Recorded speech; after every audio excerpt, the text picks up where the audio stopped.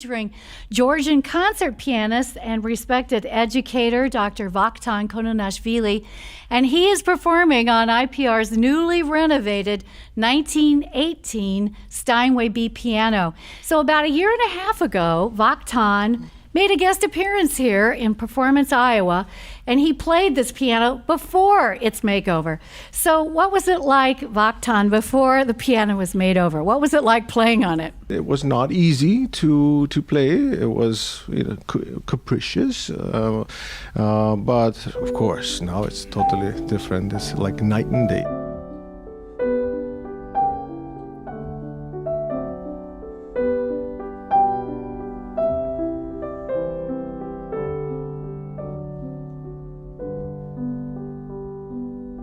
I think Steinway is manufacturing today a fantastic instrument. I work on them, I love them.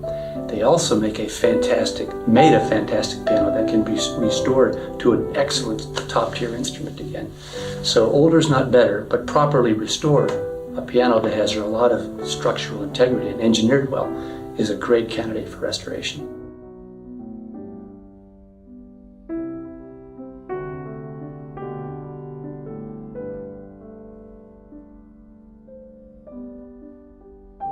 So what we've got here, first off, is at the KUNI studio is a Steinway & Sons 1918 model Steinway B.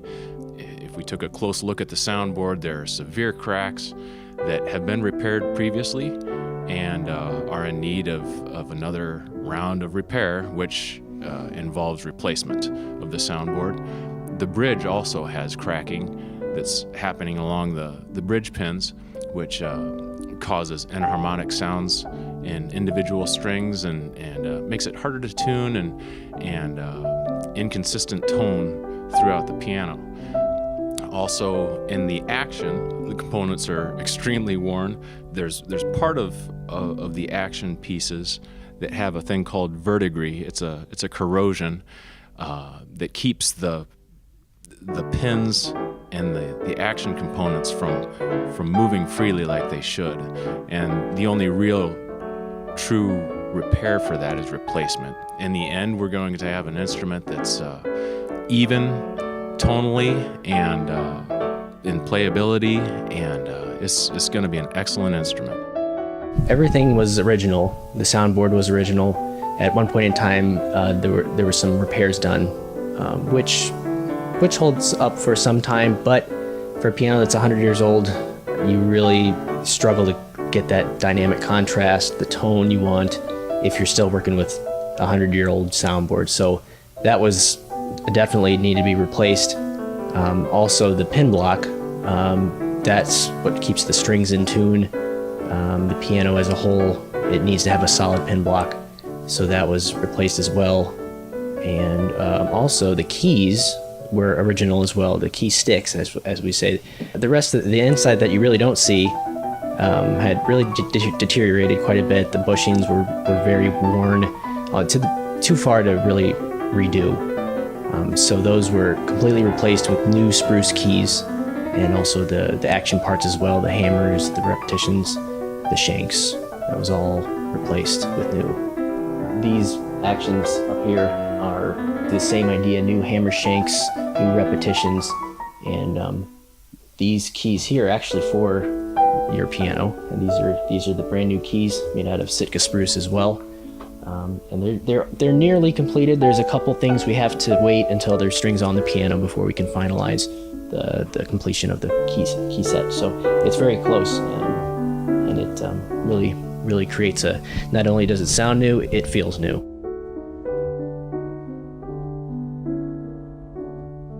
The piano should really, when you are performing on it, if you're trained, it should feel transparent. I mean, you shouldn't have to think about what's going on under your fingers. You should just be able to create your art. They shouldn't have to think about mechanical issues. It should just be fluid and transparent.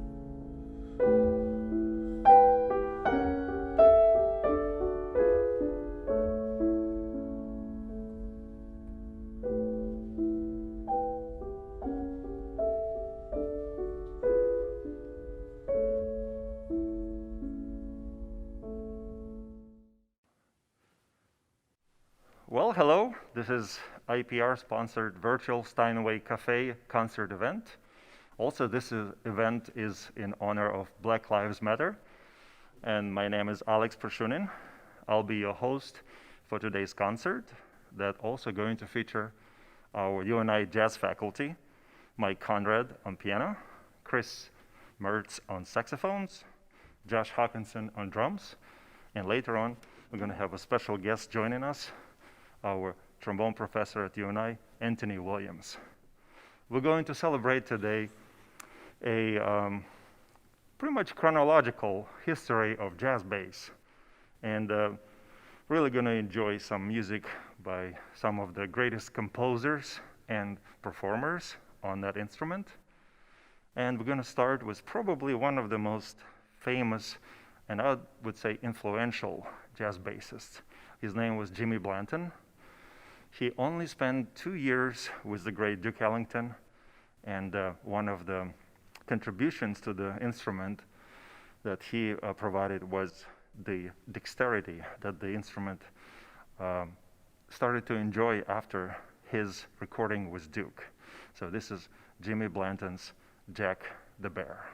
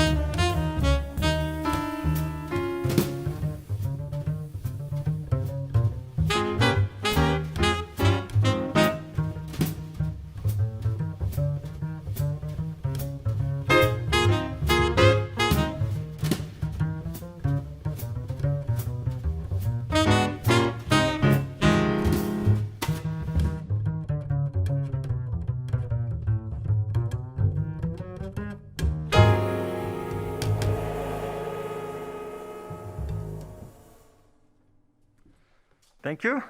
That was our version of Jack the Bear by the great bassist Jimmie Blanton, who died very young, only at the age of 24, yet he left a quite profound heritage and showed the way for the jazz bassists what you can do in this wonderful art form. Again, this is IPR's classical Steinway Café concert dedicated to Black Lives Matter. We're going to continue with the tune by another great band leader, composer, performer, very extraordinary musician by the name of Oscar Pettiford. Extraordinary and unusual because he played and really brought to the format of jazz several instruments, including one very unlikely cello in jazz. So he was one of the first to play jazz cello. His main contribution, of course, was joining Duke Ellington and then taking the bass to yet another level that Jimmie Blanton paved the way.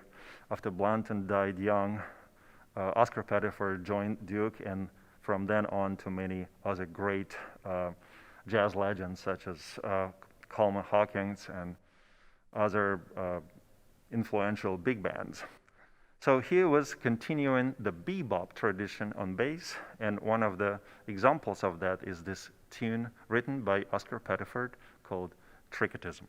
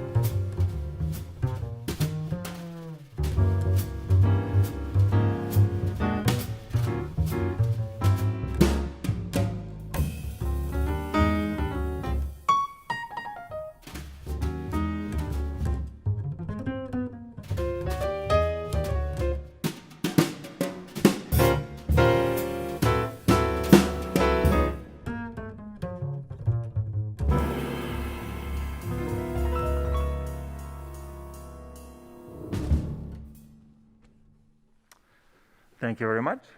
Again, this was Mike Conrad on piano, Josh Hakanson on drums, and I'm your host for today's IPR Classical Steinway Café concert, Black Lives Matter, dedicated to the performances and history and compositions of black jazz bassists.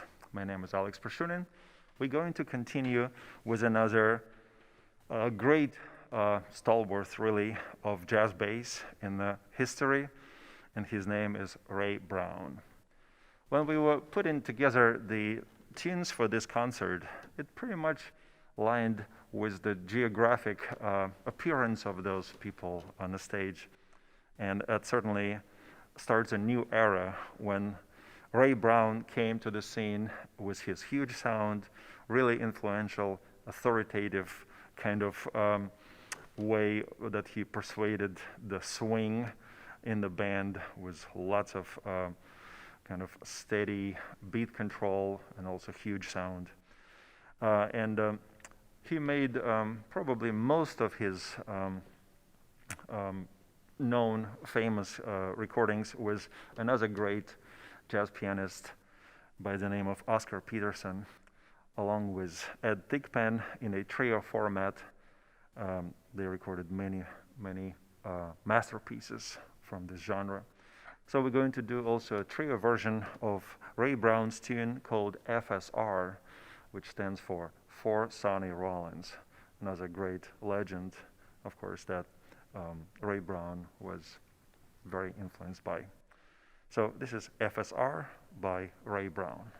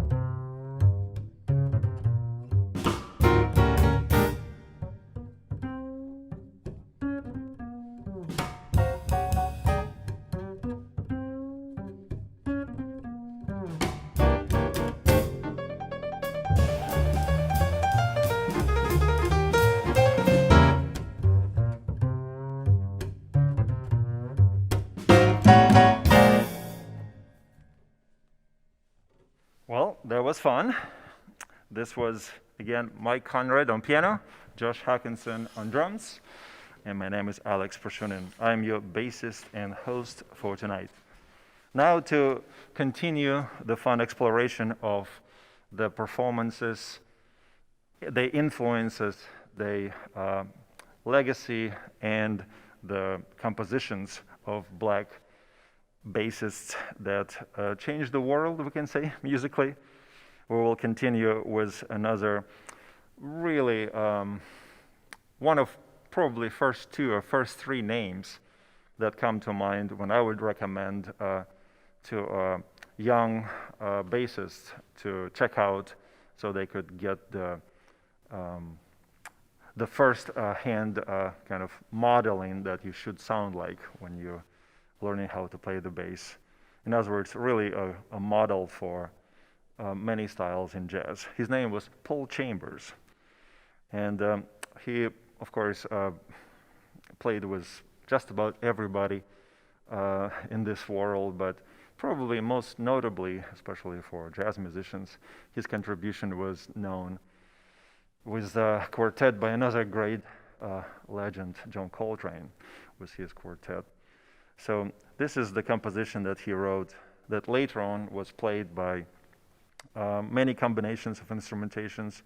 And we're going to now invite to join us back on stage Professor of Jazz Studies at University of Northern Iowa, Mr. Chris Merz. And we go into the composition by Paul Chambers called Visitation.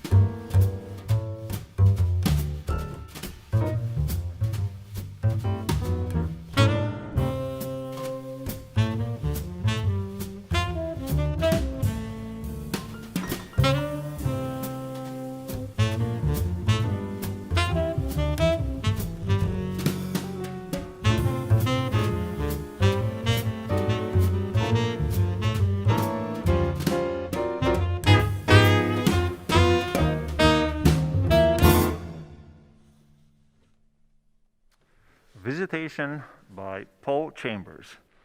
And that's a great tune written by wonderful musician, really probably model jazz bassist, and just wonderful human being. Today we are celebrating the legacy of black bass composers, improvisers, innovators, and performers. And we have to be sure to thank some people that were involved in this project. And one more time, on piano, we have Mike Conrad. At the drums, we have Josh Hakanson. Joining us on saxophones, Mr. Chris Merz, Director of Jazz Studies at University of Northern Iowa, Music Department. And soon we're going to introduce on stage our trombone professor from UNI, Anthony Williams, as well. My name is Alex Pershounin. We're going to continue our journey through the compositions, and sometimes it's compositions of the bassists themselves, or sometimes it's a composition that is associated with a specific jazz bassist. Very often in jazz, bass doesn't play the main role, or not often plays the melody itself, but nevertheless, some tunes really represent the style associated with those bass players.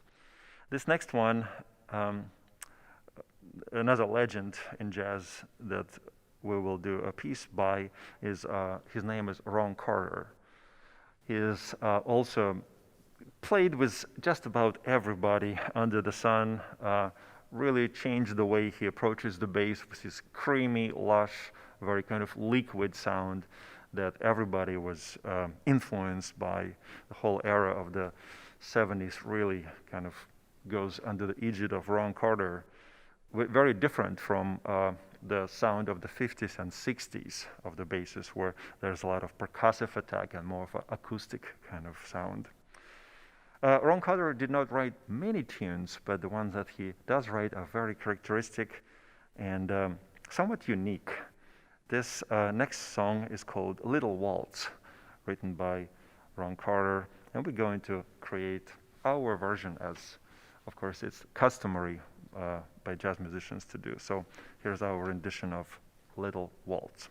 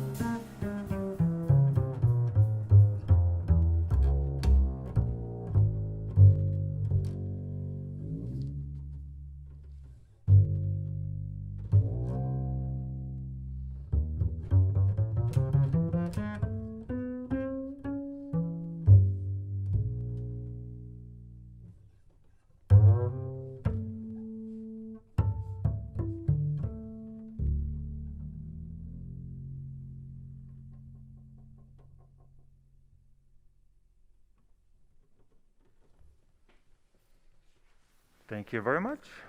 We're enjoying our concert in which we are celebrating the heritage, traditions, and the influential compositions of performers and composers associated with black jazz bass. The next composition, we're going to do something special. We will explore the composition written by not the bassist, but really associated with another great legend by the name of Percy Heath. His brother, as often the case, there are traditions where there's families of jazz musicians that really come to prominence, and one of them was this duet by brothers Jimmie Heath and Percy Heath. And the title that sounds Big P is a dedication to Percy, or the big brother of Jimmie. And of course, he was really known as one of the most swinging, really energetic composers and performers. And it's our privilege to invite on stage of this concert, a professor of trombone at UNI, Anthony Williams.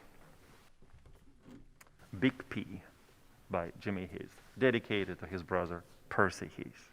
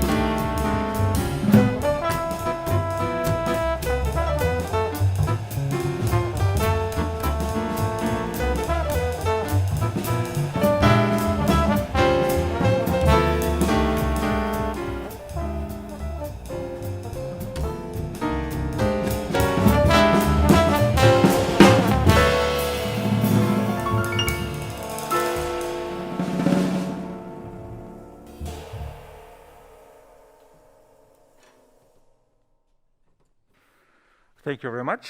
Again, you're listening to IPR-sponsored virtual Steinway Café concert event. This is part of Black Lives Matter program. We're live here, broadcasting from University of Northern Iowa Jazz Studio, and this is Russell Hall.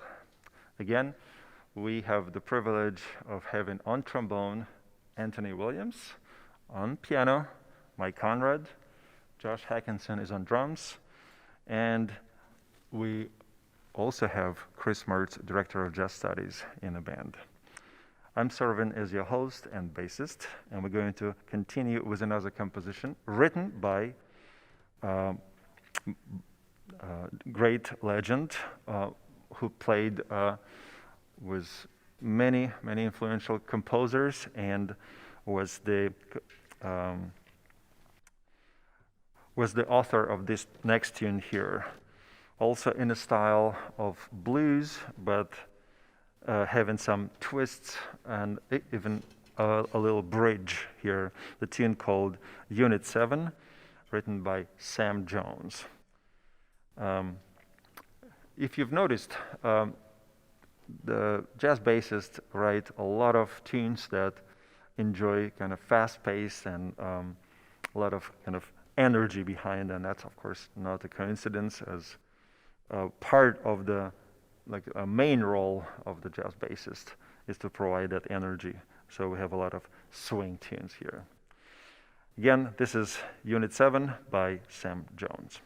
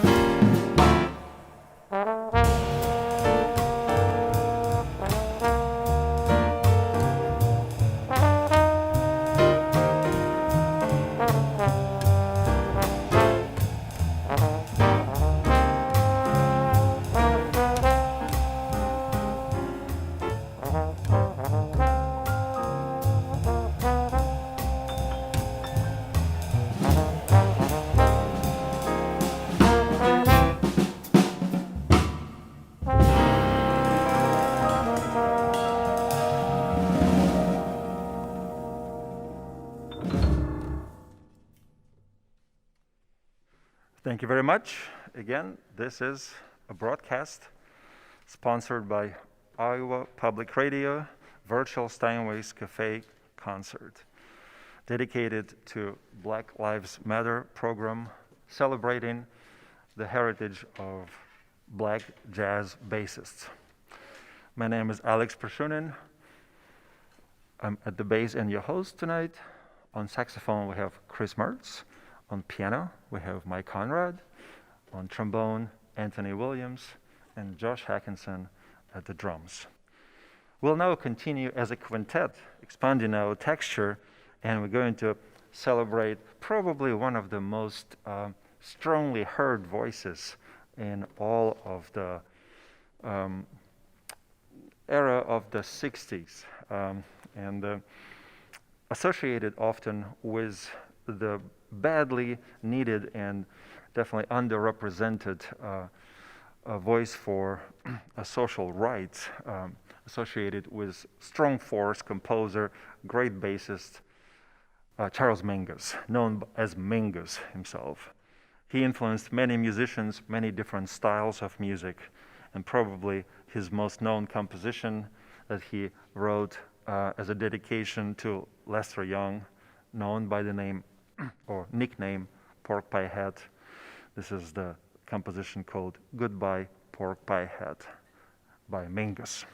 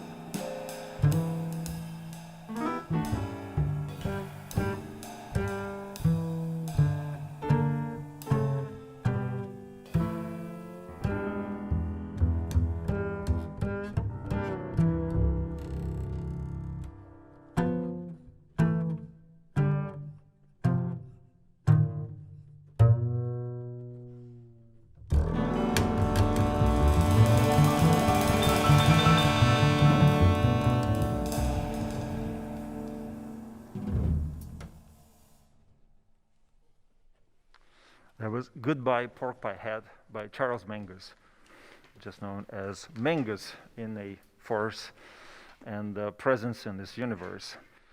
His influence was really hard to overestimate, so we're going to do another tune written by Charles Mingus, known as Boogie Stop Shuffle.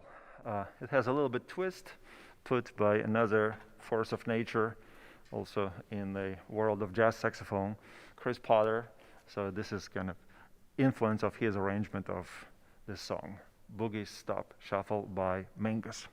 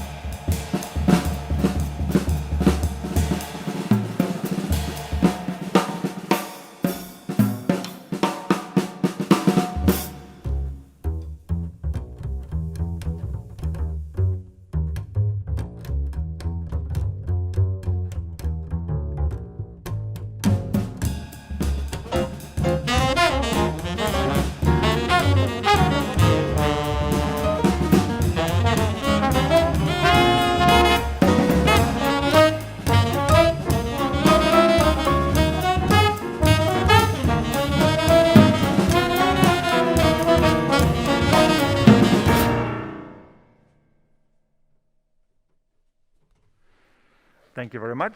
Again, there was another tune by Mingus called Boogie Stop Shuffle. We have another tune on the program written by Ron Carter that explores the new texture that the 5 musicians with Ron Carter in the mix in Miles Davis's quintet kind of brought to the genre of jazz. And this one is called 81. Ron Carter's tune called 81. I should say, just sometimes you have to double task here as the performer and the MC, and forgive me for mentioning today's Black Lives Matter Steinway Café concert is made possible by members of Iowa Public Radio and the W.T. and Edna M. Dahl Trust. Again, we're celebrating the heritage of black jazz bassist. Ron Carter's tune, 81.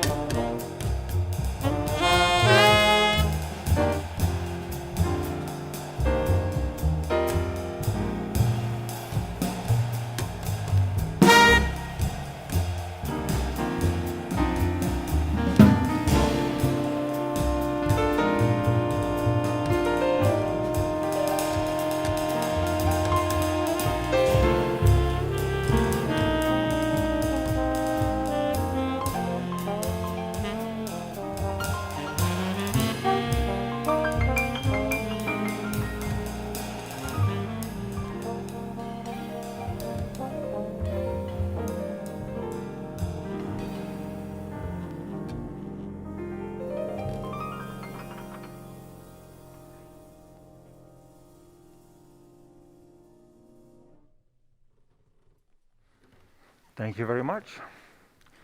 Again, this was 81 by Ron Carter. Before we play our last tune, I would like to thank again everyone who was involved in making of this project.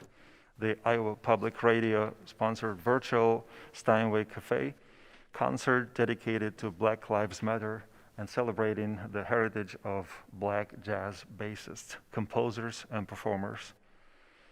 This is also a special thanks goes to the Iowa Public Radio supporters and the W.T. and Edna M. Dull Trust. Today, the performers that made this broadcast possible were Mike Conrad on piano, Chris Merz on saxophone, Anthony Williams on trombone, Josh Hakanson on drums, and your bassist for tonight, Alex Pershounin. We also would like to thank everyone who was involved in the production of this project, including Tom Berry in the sound production, and everyone at IPR.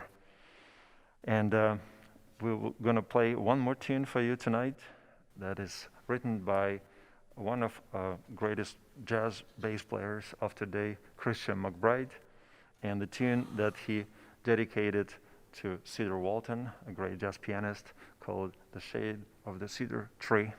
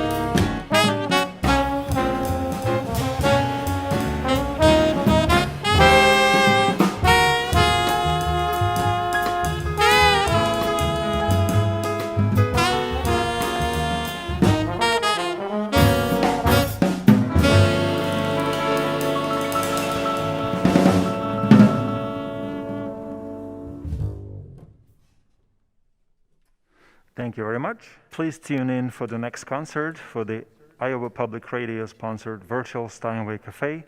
Again, tonight we had Chris Merz on saxophone, Anthony Williams on trombone, Mike Conrad on piano, and Josh Hakanson on drums.